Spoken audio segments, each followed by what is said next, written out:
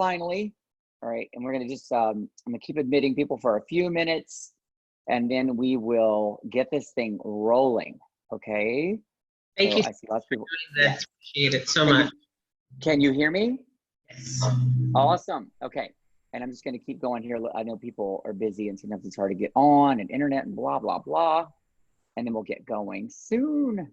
All right, let me get gallery view. I like to see lots of faces. Oh, there it is, good, okay. So again, you're gonna be on YouTube today after it's over. Let me pull back so I can see I'm in a different position today than yesterday and the day before because people want to hear this after. We talked about boys and I didn't record, and then we talked about first introducing a song I didn't record. I feel terrible. So people keep entering and I need to get rid of that waiting room. Tomorrow, all right. Just a reminder before we get going that tomorrow is an open discussion. So you're gonna get to ask whatever you want and we will answer it all together. If I have an answer, I'll give it a shot. If I don't, or whether I do or don't, we can all learn things from each other. So let's just do it. Today, right now, let me check my watch, it's 3:30 on the dot. So let me just wait just a little bit longer for people. And I'm probably gonna keep hitting this button for a little while until I learn to get rid of that piece. All right, and it is recording, it appears. Yep, everything's good. I am not so good at this. All right, so let's get going. And I'll just keep admitting people as we go. All right, first of all, thank you for being here. And I hope you're surviving quarantine okay.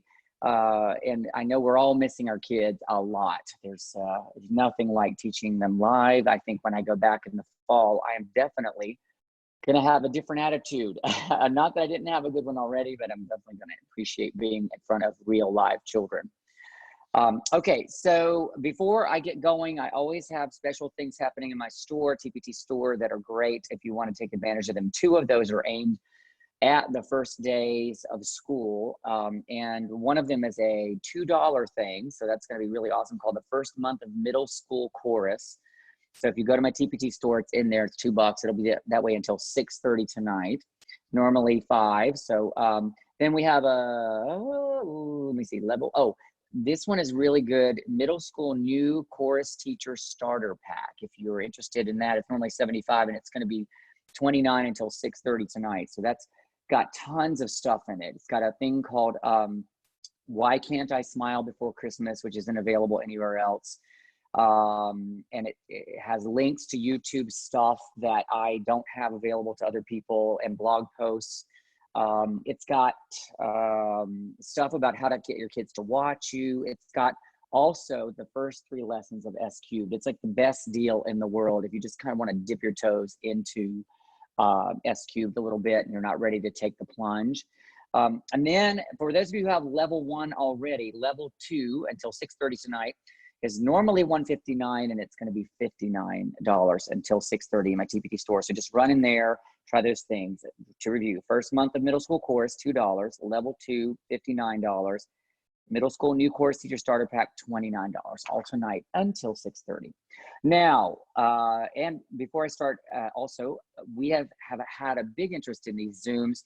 So I'm probably going to do more in May. So make sure you're on my email list. In the middle with mrd@gmail.com. Email me, put subscribe in the top, and I will make sure you get notified. And I'll probably reach out for topic suggestions as well. Okay, so let's talk about why we're here. Okay, so it's a while before the first day of school. We don't really know what the first day of school is going to look like this year because we are in this current environment.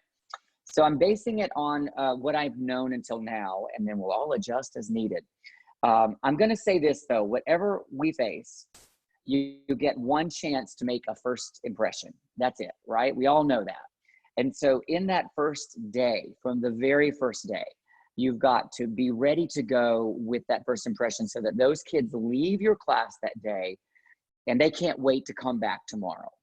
And then when they finish that first week of school, my goal is always for them to go home on that first weekend when everybody's, you know, together with their families for the first time, and they are saying to their parents how much they love chorus. That's our goal. That's our aim. That's what we want them to do. And then that kind of snowballs, and then you feel good, they feel good, then you just keep going for that first month, which is critical. Okay, now it starts before the first day, right? How you have set things up. what I've done before the first day of school usually is I make sure that my room and the traffic patterns are such that I can manage the flow of the kids really well. And so they walk into this little hallway, and on the right, there's a set of folders, which they're not allowed to touch at the beginning. I have them turned around so they can't pick them up. On the left is another set. Why do I have two? Because I have big classes, 84. So I have the even numbers on that side, the odd numbers on that side. That way, when it's time for us to get to the folders on the Friday at the end of the first week, everything flows a little bit easier and there are fewer traffic jams. Traffic jams are bad for large classes, right? And cause a lot of issues if they're dangling out into the hallway. The second thing is that I've got my smart board in the front of the room, and it's clearly in the center of everything that they're doing. I've got my desk in a catty corner so that if I am there, which is rare, I can see across that room really well. I've got my room set up so that it's safe for the kids, so that there's room to move around the back if we need to, like if sometimes they have to get flashlights later in the year. Everything's so that they can do a U-turn around the back and then come to their seats. It's just traffic flow, like 285 in Atlanta.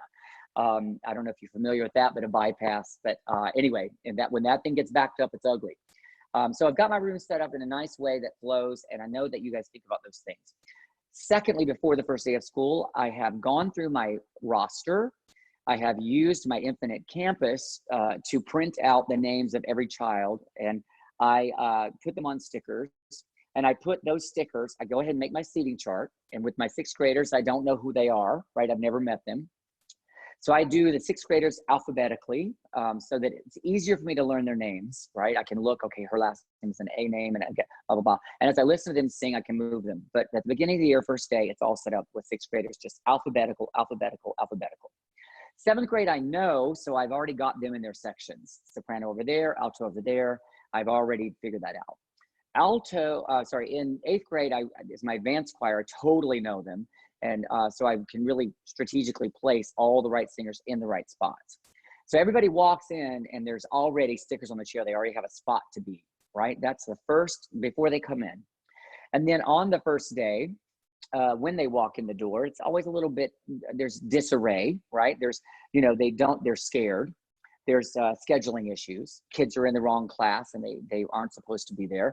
And so I want to make sure that first 10 minutes is not filled with disarray, because that raises the anxiety level of those children. So I turn on spa music. I know it's crazy. That's partly for me, partly for them. And I have that rolling on my iPhone. And they walk in and there's a big whiteboard at the end of my hallway that they have to see. There's no way they won't see it, right? But I still stand near it and I point to it, because sixth graders will follow like a school of fish wherever the person in front of them goes. If that person goes to the right, they all go to the right. So I make sure that they know to go right. I point to the board. I'm like, read the board. And they read the board and it says, follow the directions on the front board. So they walk around, they see the front board, and it says, take the paper off the chair. It's a puzzle, and the chair is directly in front of the big board. Number 2, find your seat with your name on it. Number 3, complete the puzzle. Number 4, if you can't find your name on your seat, come see me, and I have my seating chart.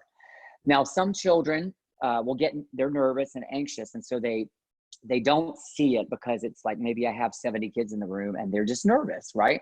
So I'm there for them, and I'll find their names, and that's why it's easier with sixth grade to be alphabetical, because I'll say, what's your first and last name, and I can go, right? Seventh and eighth grade, I know, not as anxious at all.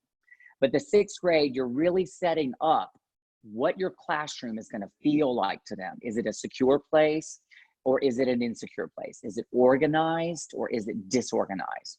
And so they come in, and that takes about 10 minutes. And I have some stragglers that come in late because they couldn't find my classroom and this type of thing. And I'm just standing there by then, and most of the kids are settled. They're working on their puzzle. It's a word find about music. It's very simple. I make it so simple because there aren't going to be I don't want any questions. I want to deal with the children as they walk in. And then once those children are in my room, and it's mostly settled down, then I'm ready to start the class, right? And I don't start with an introduction, right? I'm not going to do that, because I have my name on the board anyway. what I want to do is start through exactly the thing that is going to excite them or get them going, which for me is forbidden pattern. Now, can you just shoot your finger up if you played it before, forbidden pattern? Okay, I see some people. Okay, good. So a lot of you know it, and maybe some of you don't. But basically, you know, I don't say anything, just for those who maybe don't know it. I'm just going to step back here and see. I don't know if you can see me or not, but I'm sitting in a chair, and I do all kinds of posture things. Like I say, all right, do what I do the way that I do it. And I fold my arms, and I, you know, I stand in weird ways. I sit with my arm, my way back in my chair. I raise my legs up in the air. They're just following me silently.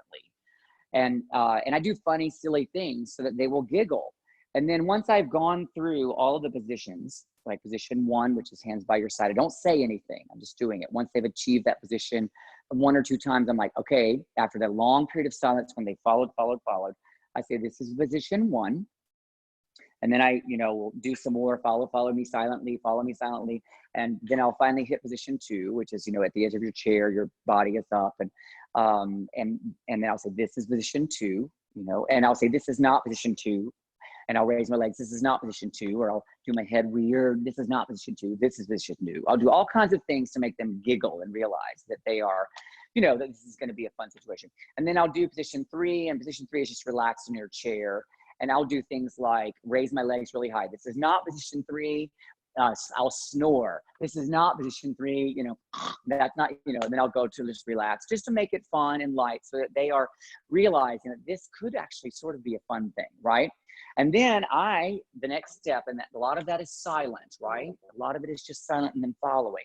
The next thing that I do after that is I say to them, you need to show me the positions as I do my fingers. I'll go, and then they jump up, and it's all silent. And then they do this. I'll do that. I'll just go back and forth. They're jumping and sitting and jumping and sitting and jumping and sitting. And then I'll do 3. I'm just back and forth. So these are the things that I'm establishing posture, right? Immediately. And I'm establishing that they're following me immediately. This is all in the first day. And then I go through, I say, okay, we're done with that. You know what the positions are. Now I want you to maintain position 2 the rest of class. And then I have them follow me some more.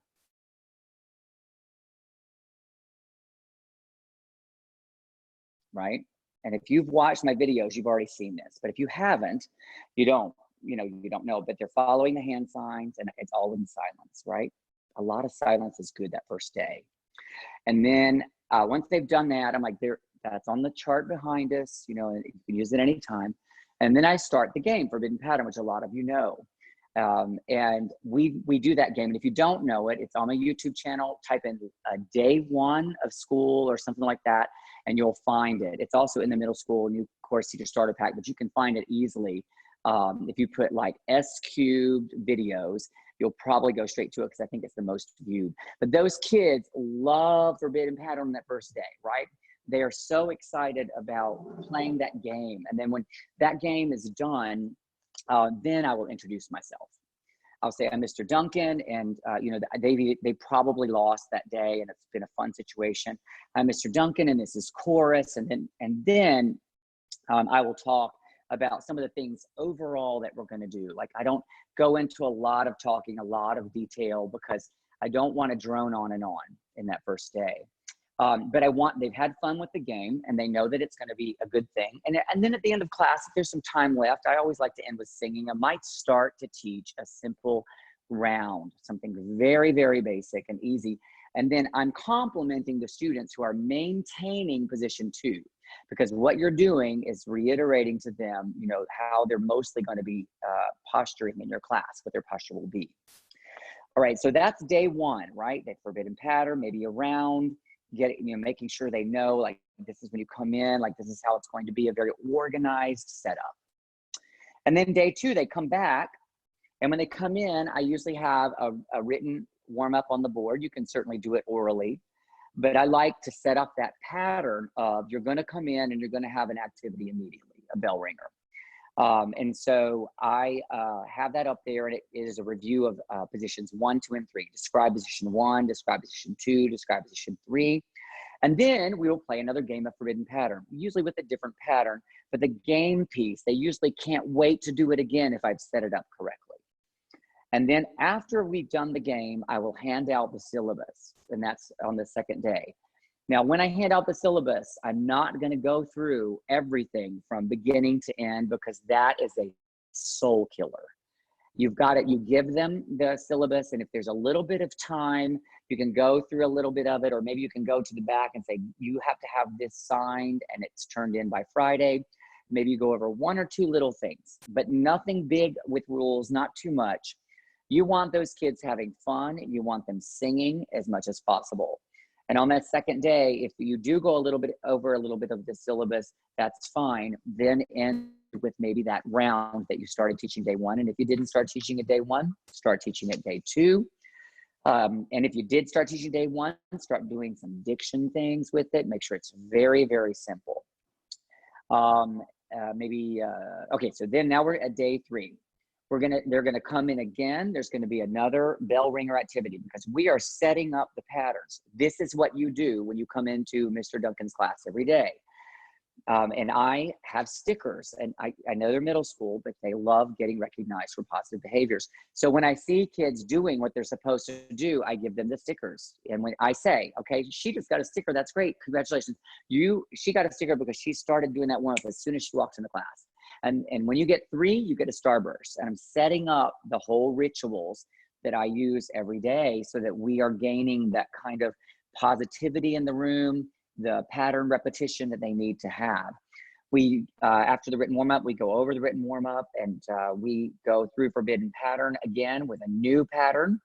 And then we do a little bit more syllabus, and then we need another game. So I have the cup up game, right? If you're familiar with the cup up game, it's a wonderful game. If you're not, I'm going to show you real quick what this is all about. It is a great team building exercise. About 15 minutes is about what you should allot for it, but it's good to do it around day 3 or day 4 because it's such a good team building situation. So I usually use either plastic cups or styrofoam if I don't have a plastic, but plastic is best because of the weight of it, and they're more successful with the plastic. So cup up game, I will say I need 4 volunteers, 1, 2, 3, 4. They come up and they all, we stand in a circle. And then I tell the class, because these kids have no clue what they're about to do. I'm like, I'm going to hit the cup in the air. The goal is to keep it in the air. The goal is to get to 20. What is not allowed, I can't hit it twice in a row. Second thing that's not allowed is it can't hit the floor. If it hits the floor, we all start over from 1. Third rule is that you all have to count out loud. So if I hit it, I say 1. If she hits it, she says 2. If she hits it back to me, I say 3. If I hit it to him, he says 4, and so on. When it hits the ground, we start over with 1. So we do this game. They usually get to like 5 or 6, that first time. And then we'll try it again so the class really understands and they're ready to go. And then I will count the class out. Remember your number, 1, 2, 3, 4, 1, 2, 3, 4, 1, 2, 3, 4, and so on. And then I say 1's over here in a circle, 2 circle, 3 circle, 4 circle. Here's your cup, here's your cup, here's your cup, here's your cup. And then I will say on the microphone, because usually I have large classes, you can start now. When you get to 20, scream loud, and then they do it. And then when they get to 20, they scream and yell, and they're like, yay, yay, yay. And then I'm like, that's awesome, team 2, you won. Now we're gonna take it to the next level, if there's time, right? Okay, or you could do it the next day even. But they love the game. So team 2 or whatever, whoever won, you're gonna get a starburst at the end. I love to give starbursts. If you don't have that option at your school, you need to find a way to reward them, okay? So the second time I say, this one is different. I'm gonna time you for 5 minutes, and this time it's the team that gets the highest number within that 5 minutes. So if you get to 43, and then you don't get to 43 again before the end of the 5 minutes, 43 is your high. And afterwards, I call them all up when the thing goes ding, ding, ding. They come up. How many numbers did you get? How much did you get? How much did you get? How much did you get? Team 4 got 58. That's awesome. Team 4, starburst, Jay, go. Give them starburst, sit down. Then you talk. What are the lessons of the game, right? Obviously, it's teamwork, right? In the start, right? So working together. Did you, and I'm gonna, you can unmute yourselves and answer these questions if you want. you may not feel comfortable with it. That's okay. But did you have anybody on your team who did not actually feel comfortable hitting the cup? Yes, all of them say yes. How does that apply to maybe singing in chorus? Well, some kids, and these are the answers I always get. Some kids don't feel comfortable leading in chorus. Some kids were, did you have dominant kids in your game setting? Yes, I did. There were kids that, are really good. Well, this is me talking. There are some kids that are really athletic, right? And they feel super comfortable with a game like this. And then there are some kids who sew really well, and I'm never going to know that about them, but they sew really well. And then there are some kids who are really confident in singing, and they feel comfortable being leaders. But this is a team effort. We as a group are not going to be great because we have one solo singer. We're going to be great because we have a lot of people who play on the same team, who listen to each other, who work together as a team. This is a great lesson for that game. And you can think of so many other things, I'm sure, that you could say to them to help them have the positive thing. Did you have fun playing the game? Yes, we loved it. Well, that's awesome, because in chorus, I like for you to have fun, but I don't want you to think that every single minute of every single day is going to be fun, because it can't be. We try, we do our best, but we now don't always do that. Sometimes we just have to work, and I just want you to know that we do our best, though. We want you to have a good time. This needs to be an enjoyable experience. That's my goal. What about the second game? Okay, well, what was the goal about that? Well, they sit, they stumble, they don't really know. And then I usually have to lead them. It's about limits, right? In game one, the team 2 won, and team 2 got to 20. And then as soon as they got to 20, they stopped. And they could have probably gone to 38, but they stopped at 20. Why did they stop? Because you told them to. Okay, don't let me set your limits. If you can go way beyond and you can do more, then I need you to know that you can fight for more, right? So you're setting up this whole atmosphere, the philosophy of your room when you do this lovely cup up game. And if you go to YouTube, you can find that cup up game. Just type in cup up and you can see it in action with my kids and see how it's working, and you'll already know the rules. And it's also a part of that middle school new course teacher starter pack that I mentioned earlier. So day 3, day 4-ish is when you're doing that. You're still playing forbidden pattern. You're still going through your syllabus a little bit each day, section by section. But don't get punitive when you deliver information about rules, right? Try your best to keep it positive. And when you're talking about like how you've got to, you want to, if you ever have a situation where you have a problem with a child, I always say, I'm going to work with you first, right? I'm going to come to you. I'm going to try not to embarrass you. I don't want to embarrass you. I don't want to do anything that's going to humiliate you, because I don't like to be humiliated. But when you do something, here's how I work. I will give you the teacher eye, and they know what that is. I will walk towards you and give proximity. And what is proximity? Well, that's when a teacher stands near you. Okay, great. So I'll stand near you. If I suddenly am standing near you, I'm trying to save you from yourself. Okay. And then you need to take the hint. And then if you do, we're great. And then if that doesn't work, then I'm probably going to just lean over to you and say, okay, I need to see you after class, really quietly. So then you see me after class and we talk about what's happening. And then you have a chance to fix it. And if you don't fix it, then I'm going to be in touch with mom and dad via email or phone call. And I don't know what they do, but it's magic. And they're all, they laugh because I've kept it light, right? They laugh and they're like, oh my God, Mr. You wouldn't believe what they do. I'm like, yeah, okay, great. Well, we don't want to get there, do we? And that's kind of setting up all of that kind of positivity that you need in order to motivate these middle school kids the way that you need to do to get them to sing the way you want them to sing.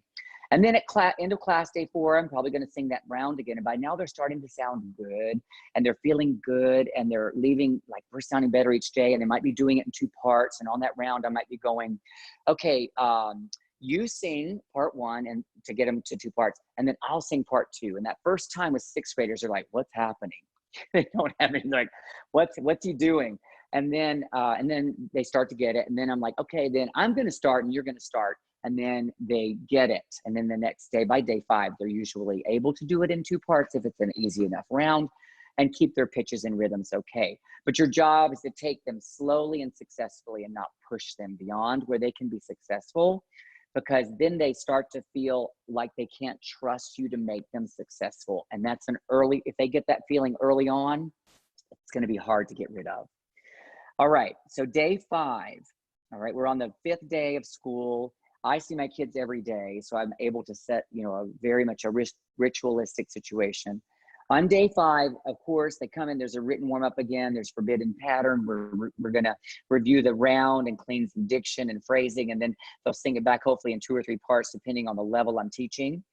I wanna say before I forget, the syllabus that I use is in my TPT store for free, and you can download it. Just type in syllabus in the search. You can see what my syllabus looks like.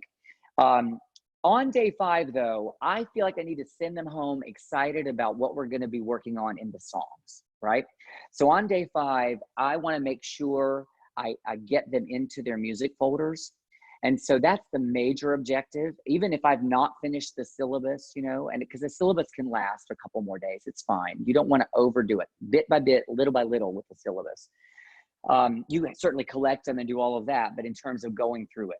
All right, so what I do is I have all my previews of all my songs ready. If it's a YouTube video, if it's a video, audio of some of my kids singing that song from the past or whatever, I want them to get into their folders. So they've sat down, they've done the game, and then I need to make a thing of assigning their folders. Because if I don't make a thing of assigning their folders, it's gonna be a nightmare and a disaster of a mess for the rest of the year. So I've already assigned each child, they don't know it, a number. Michelle Tate has number 5. And I keep that list on the wall near the folder so they can always remember which folder they've got. I've got a 2-week thing on that folder so that it's like an Excel sheet. Monday, Tuesday, Wednesday, Thursday, Friday. Monday, Tuesday, Wednesday, Thursday, Friday. I pick monitors who check the folders so that when they're leaving each day, the folders are in shape for the next class.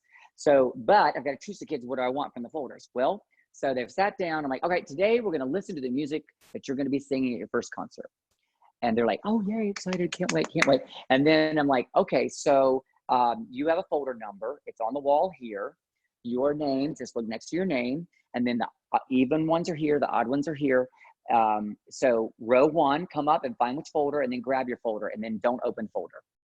And so they sit down, and most of them don't, but some of them do open it. But I don't want them to open it because I don't want them pulling music out, right?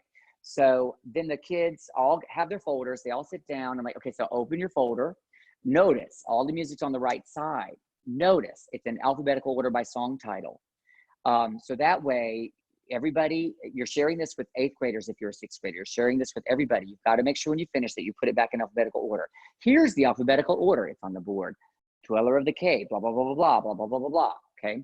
And then here's what you're gonna sing at your concert. Pull out these 3 songs, blah, blah, blah. Here's example 1. They listen and they follow and they get lost, right? Because they can't follow the octavo. And then you're like, don't worry about all of that. Like, just do your best, because you start seeing them look around. They're like, we've all seen it. And then I'm like, don't worry about that. I'm going to teach all that to you next week. That's fine. Don't worry. Just, right now, do your best and try. Oh, there we are. And then that's why you're here. You're here to learn. And then, oh, I like that song. Oh, I don't like that song. It's goofy, or whatever they're going to say. It's fine. And then you do song 2 and song 3 if there's time. And then you save about 7 minutes at the end for them to put all of their stuff back in order by alphabet. Check it. Now check your neighbors. Now give it back. You have your own. Now, row 1, go put up your folders and then sit down. Row 2, row 3, row 4. All right, my folder checkers, go over and check the folders. I've already chosen 2 people, and they go over and they look at the folders, and like, I make a big fun little thing out of it. Like, if they turn their folder the wrong way, so the music, the white papers are sticking out, I'm like, and I make drama, and I'm like, look at this. I told you it has to be butt out, the butt out with the music. So you just make fun things. Make it something that they will remember, so that when they see it, they're, oh yeah, I did that, sorry. So I need to flip it the other way. Instead of like, oh, who did this? And then calling them out, embarrassing them, you just make it a fun situation. And then I have a thing about like, make sure it's in the right slot because I have every other slot, whatever your picky OCD things are, that's your thing. And then you got it. And then you're ready. And like Monday, that's what we're going to be doing. We're going to be working on your music. When you walk in my room every single day, if the folders are turned around facing you, you're going to grab your folder on your way in the door and take it to your seat. And then on week 2, which is not what we're here to talk about today, that is something you're going to have to like establish, you know, so that everything flows. I am a bell to bell teacher. I want to use the time in a maximum way. So that those children know that there's not going to be a lot of downtime. We're going to have fun, but we're going to be working from the time they come until the time they leave. And there's going to be a lot of payoff for that. You're exciting them in that first week. You're teaching them your daily patterns. I don't yell at the kids when they don't know to do the things that I haven't gone over in the syllabus, you know. Like on about the 4th or 5th day, you're going to get that first child that says, can I go to the bathroom after they put their books down? And you're going to say, yes, but that's normally not allowed. And so I'm going to teach that tomorrow. So just know from now on, you need to go on your way, whatever those things are. And you don't pull out a kid and embarrass them in that first week at all, because kids are excited and we want them to stay that way. All right. So I want to talk about really quickly where you can find some of this material if you want to see a little bit more. So there's a video on my YouTube channel called The First 10 Minutes of the First Day of School. It's been out there for several years, but it will show you exactly what I've talked about in terms of the setup before the first day. You have to remember in that first week, you're setting the tone. Will they like chorus, right? Are they going to say positive things, or are they going to be miserable? And we don't want them to be, because singing needs to be a happy experience. And in that, I mentioned earlier that in my store right now, the first month of middle school chorus, it's $2 today until 6:30. That particular thing, I recorded videos every single day for the first month of school, like 3 years ago. And I basically told you what I am doing. I didn't like share the lesson plans, but I went through kind of what I did today, like day by day by day by day by day. So you can kind of take it and modify it for $2. I think that's a pretty good deal. And I don't think I have any of those on my YouTube channel open to the public, but when you go in, you'll click the links and it's all going to be there for you. It'll take you through the first month if you need it. And then, yeah, so that's it. So what I want to do next is open up to questions. I'm going to check the chat and see if there's anything in the chat that I missed first, and then I'll open up those questions. Okay, so somebody asked, is it possible to watch the Boys Changing Voice video that we did on Monday? It is not, but I tell you what, tomorrow, I failed to record it, my mistake, my apologies. There are 2 things you can do. One is you can go to my YouTube channel and go to my blog and type in Boys Changing Voice or boys or anything but boys, and you'll find so much stuff, which is much of which I've covered before in other ways. So just go and do that. Secondly, tomorrow is an open discussion, and you can ask any question about anything that you want, and we can all work together there. Okay. Oh, that's a good idea. Thank you, Melissa Bauer. I might have to make somebody a co-host. I'm learning. I'm a person who learns as I do instead of reading directions, as you can probably tell. Okay, Amy Davis, it's your birthday. Happy birthday. There is no dumb question, Jody. You said, how do you switch out kids' names on the stickers on the chairs fast between the classes? Oh, that's a good question. I don't. What I do is I put all of the names on all of the chairs on the Friday before the Monday school starts. And I do it like period 2, period 3, period 4, period 5, period 6. That way there's no stress, because it takes a while to put those stickers on. And the best thing about those stickers is that I look at I have my chart ready. I've already done my seating charts. This takes some time, but it is so worth it. And I can, if you have a child who's, a little crazy that first day and you don't know the kid, you can easily just look at your chart and say, hey, Charlie, what you doing over there? How's your day going? Or can you come here and help me with this? Or just distract them and redirect them or whatever you got to do. And they're like, what? He already knows my name? Of course, your chart, right? Jody, I've seen that video. He has all the stickers. Yeah, got it. Okay, how do you include students in wheelchairs? You know what? I don't generally know which children are in wheelchairs until they stroll in that day, right?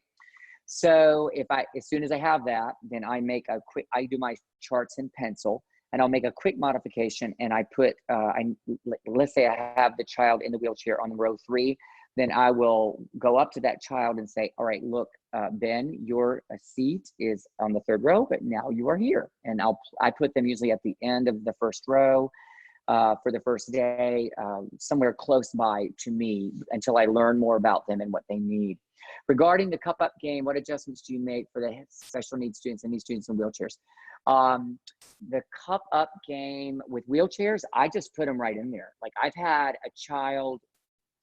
I've taught many children in wheelchairs, one of whom had very little use of, I mean, he could even not enunciate. His name was Jimmy, and I adored him. But he wanted to be a part of everything. And so I just put him in everything. And, you know, the kids, in my experience, I think it's partly the atmosphere you set in your room.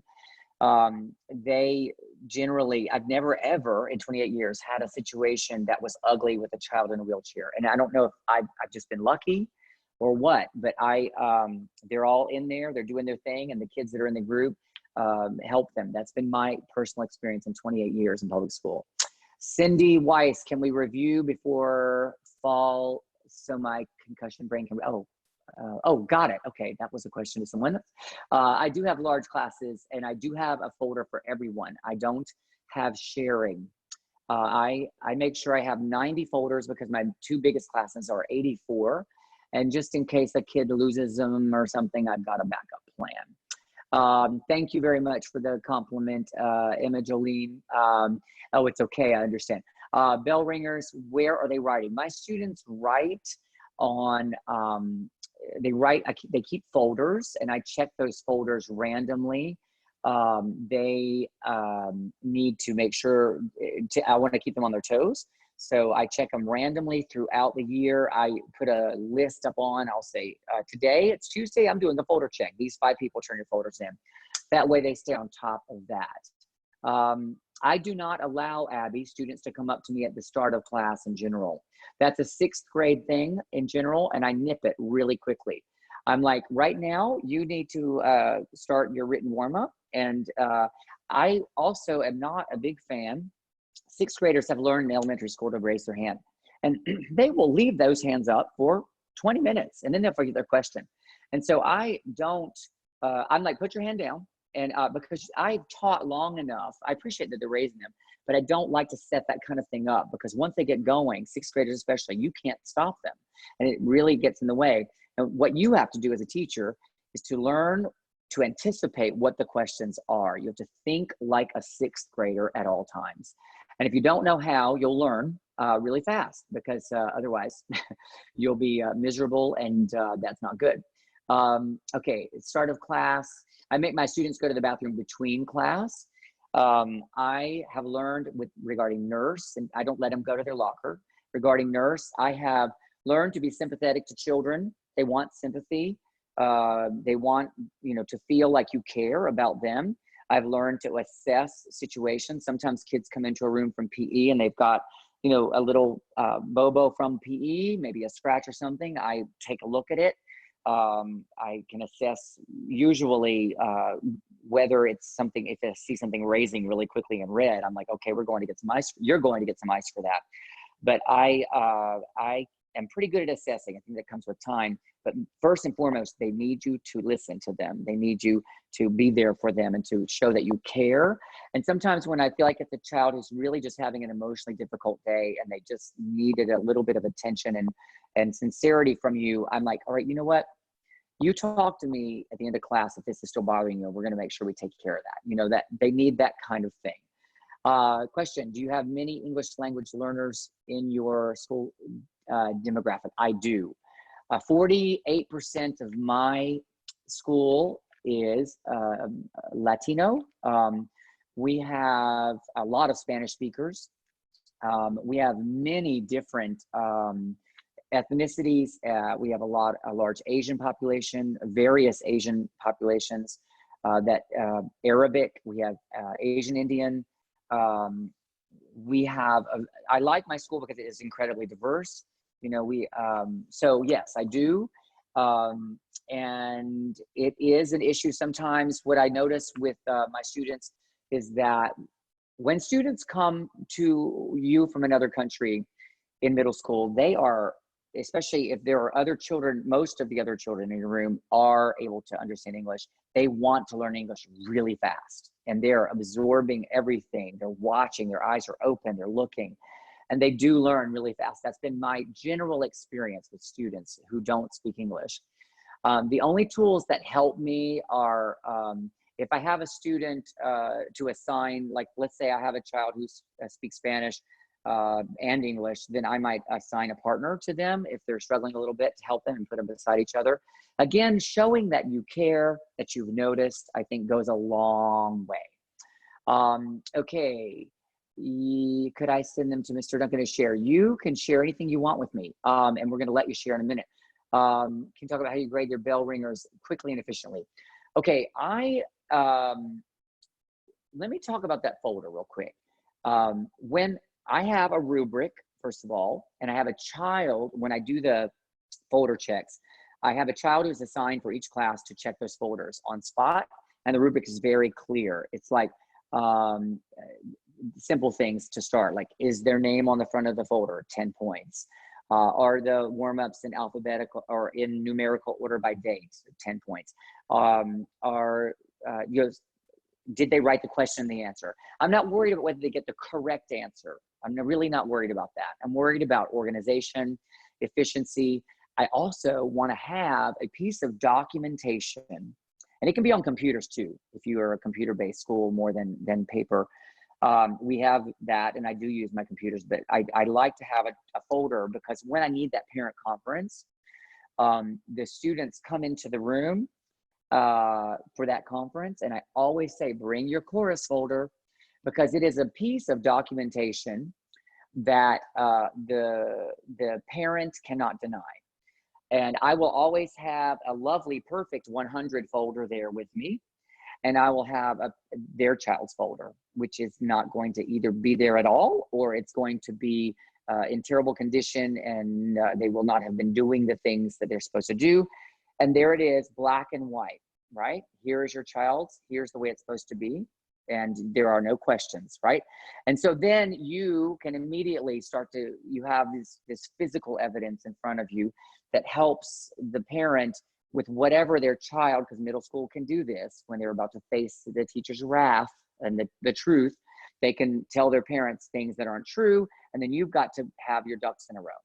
And then when you are, another tool that I use, and we talk about this more tomorrow, I don't want to keep people forever today, but when you are doing, if you have an infinite campus situation or a digital grade book, I put in notes all the time. And I tell the parents from the beginning that I put in notes, and it's up to you to read them. And so I'll put in your child, the child did not, he has a 70 today. He did not complete the written warm up. And then when the parent comes in, and maybe they haven't been reading the notes, I pull them up on my smart board for that conference. And I go, boom, boom, boom, boom, boom. Those are all the notes I wrote since October. It is now December. Any questions? I don't say it that way, but you know what I mean. Like, we were much more diplomatic, but we need the kind of fact-based, very clear information so that it does not feel judgy. It just feels factual. And then you have the parent on your team, which is what you need. Okay. First day clipboards for puzzles. Nope. I don't do that. Okay. Got it. All right, you guys, I want to see if you have questions, because we do have tomorrow, which is open discussion. And so if you have questions right now and you want to talk, do it. Unmute yourself and go. Hi, Amy. Anybody need a question answered?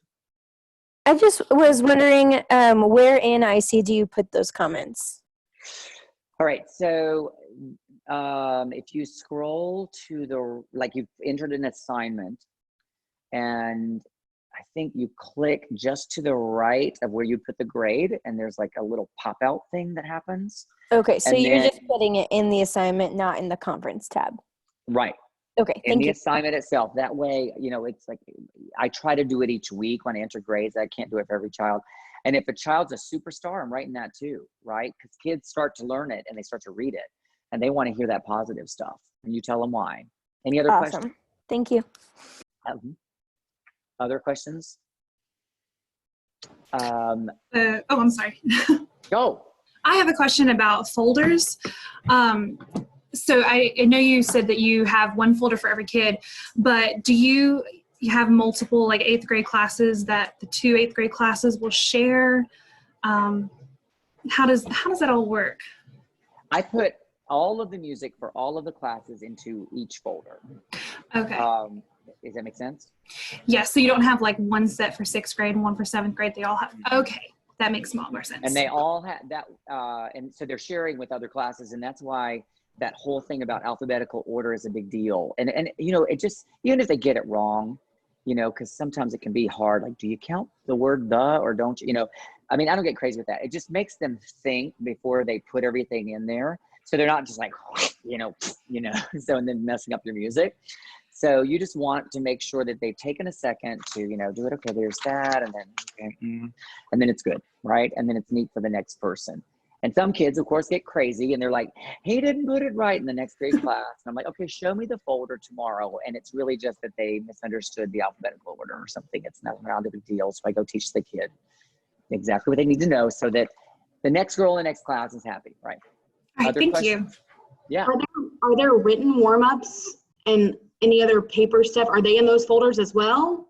No, the written warm-ups are on the board, and I don't put anything but music in the black folders. And that music is, that way they have their own folders they bring to class. And you Okay. Gotcha. are the person who said you had something you wanted to share with everybody today. Sure. So, Go. I'm a third year teacher, but it's first year at a new school. And my school has not had a thriving choral program in quite some time. And I have very small classes, which can be a blessing and a curse in this first year there. But all my classes are semester based. And this second semester, I got a whole new slew of kids. So in January, the fall was a bit of a rough semester. But in the spring, I just kind of did some research and went on and I implemented all the things that you have in the first 10 minutes of the first day. And my school was also generous enough to go ahead and purchase the entire mega bundle of S Cubed for me. So I've been implementing S Cubed. It's the first time that I've had any success in sight reading besides really high transfer kids who were getting it at my last school the way that I was teaching it. This was the first time that I've experienced class-wide success with sight. And I was very happy with that. And just the structure, the heavy structure, but like kind structure on day one was so much better. It worked so much smoother than my fall semester. So I was very grateful for those resources. So thank you. Well, good. And thank you. I'm glad to hear it because I wanted all of my kids to be as successful as I could make them in sight reading. I did not want to depend on just the kids you called high transfer, which is is that what you said? That's a great way to place it. I wanted them all to be the best they could be because, I teach in public school, I don't get to choose my kids. So I know a lot of you are in the same boat and those are the teachers I wanted to help and I'm glad it's helping. So thank you for that. Other questions real quick? Okay, tomorrow, if you come tomorrow, it's all you. And I need you to ask the questions. I need us to answer the questions, work together. It can be about anything from this week. It can be about something we're facing now virtually. And I'm not the expert. So if you are the expert or if you have some solutions, bring them and share them. And we'll talk as long or as short as it goes tomorrow. But today, just a reminder, that the first month of middle school course is $2 in my TPT store. Level 2, if you have a level 1, level 2 would be a good time to buy today, $59 in TPT. And then the middle school new course teacher starter pack, which is filled with stuff, links to classroom management stuff, all kinds of great things. First 3 lessons of S Cubed is $29 until 6:30 tonight. You guys, thank you so much for coming in. Yes, go. Yes, real quick, shoot. I just want to let you know, just a Zoom tip. If you click on the URL link, it'll bring you right into the class. And you don't have to type in the code. So that's something that I learned in some classes over the last couple of days, that if you just click on the link, then you don't have to wait to be admitted into the class. Oh, okay. And I think I can actually get rid of that waiting room, and I'm going to do that, right? Can I, Amy? Yes. Okay, I'm going to get rid of that right now as soon as we get off so that people can just be here. Thank you all. Good to see faces, and we'll hopefully see some of you tomorrow, okay? Take care.